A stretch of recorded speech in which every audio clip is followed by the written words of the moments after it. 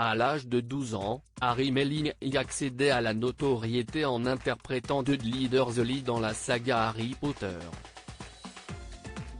Après avoir fait une longue pause dans sa carrière, le comédien de 31 ans est aujourd'hui à l'affiche de 2 films et d'une série disponible sur Netflix, The Old Guard, The Devil All the Time et The Queen's Gambit.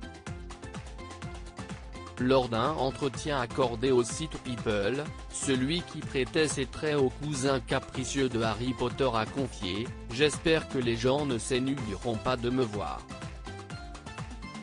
Mais honnêtement, si est-il juste une coïncidence géniale et étrange que, malheureusement, les gens ne puissent pas sortir et comptent donc sur Netflix.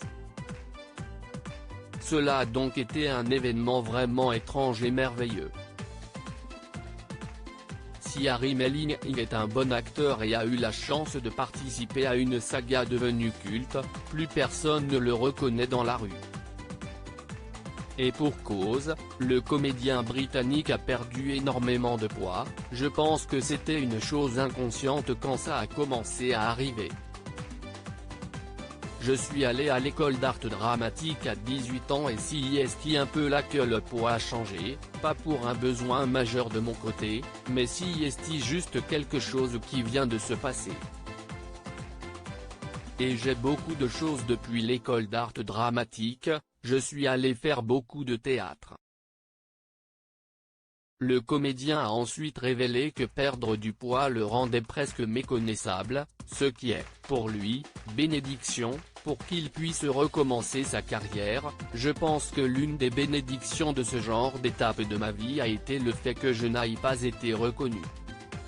J'avais ce passé, de faire partie des films, mais j'avais aussi l'impression d'avoir eu l'opportunité de provoquer en quelque sorte un nouveau départ, ce qui, à mon avis, est utile.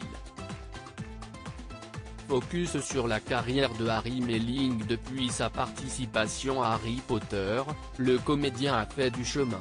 Après 7 ans d'absence au cinéma, Harry Melling est apparu dans The Lost City of Z, mais également dans la balade de Buster Scruggs, réalisée par les frères Coen. Cependant, si est cette année que le jeune homme a crevé l'écran. Après avoir interprété un dirigeant pharmaceutique crapuleux dans The Old Guard, Harry Melling y a réussi à piquer la vedette à Tom Holland et Robert Pattinson dans The Devil All the Time, et a prêté ses traits à un maître d'échecs dans la série The Queen's Gambit. Nul doute qu'on n'a pas fini de parler de lui.